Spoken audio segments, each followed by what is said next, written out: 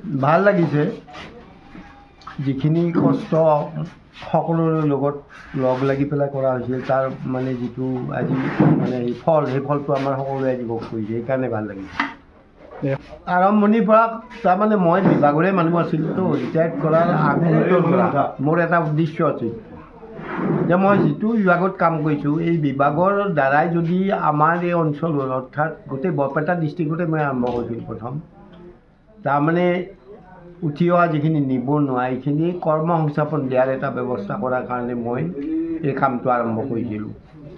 আৰু সেই কামৰ যিটো ফল আজি তাৰমানে ভোগ কৰা হৈছে ধন্যবাদ জনাইছোঁ লগতে আমাৰ এতিয়া 15জনী আছে গোটেই সৰু ডাঙৰে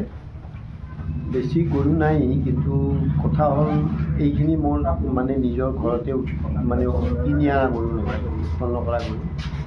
আৰু বাকী আমাৰ গোটেই বজালি মানে গোটেই যদি বৰপেটা ডিষ্ট্ৰিক্ট আগতে আৰম্ভ কৰিছিলোঁতো গতিকে গোটেই বজালিত এতিয়াও 5,000মান মানুহে এই কামটো কৰি আছে কিমানমান এই বৰ্তমান গাখীৰ উৎপন্ন কৰি আপোনালোকে